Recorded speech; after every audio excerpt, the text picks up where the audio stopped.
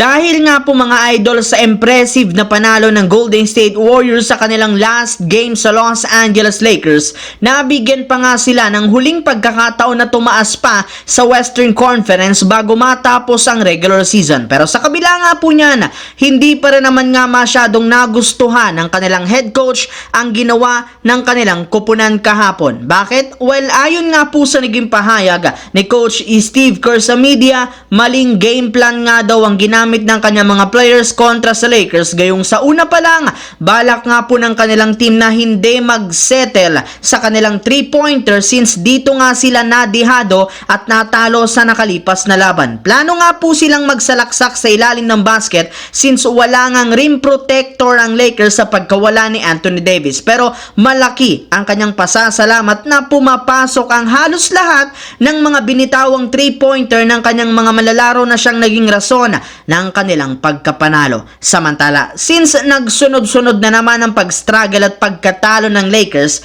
sa nakalipas na laro, nagsilabasa, nag-iingay na naman sa social media ang kanilang mga haters. Ika nga'y oras na naman upang batikosin ito. Pero hindi lang naman nga po mga idol, haters at analysts ang nambabatiko sa Lakers bagkus may ilang mga NBA players na rin naman ang niyayabangan ang team na ito. At isa nga po dyan ang superstar ng Minnesota Timberwolves na si Anthony Edwards na sinabi sa kanyang interview sa media na matanda na nga daw ngayon ang superstar ng Los Angeles Lakers na si LeBron, kaya hindi na nga nito kakayanin pang manalo at buhati ng kanilang kupunan. Kita naman nga yan sa kasalukuyang kalagayan ngayon ng Lakers since kinakailangan pa nga daw nitong maglaro at makipagsapalaran sa play-in tournament sa dalawang magkasunod na season upang makapasok lamang sa playoffs. Kaya inaasahan nga po niya na matatalo lamang nga daw ang Lakers sa mga susunod na laro. Ayon pa nga po kay Edwards, natalo na rin naman nga nila ang Lakers sa kanilang huling paghaharap, kaya sigurado nga po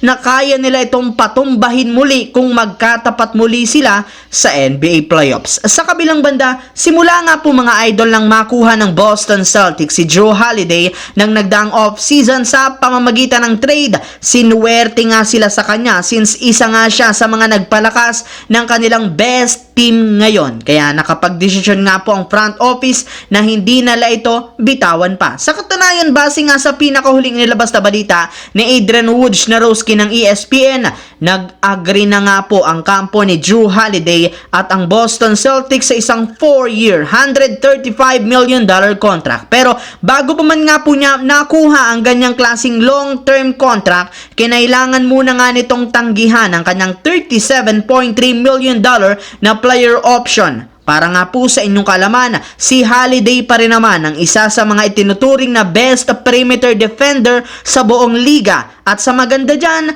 tumitira rin naman nga ito ngayon ng 43% sa 3-point line. Kaya napaka worth it ang pagbibigay ng Boston ng malaking kontrata since napalaki ng iniaambag at may aambag pa nito sa mga susunod na taon.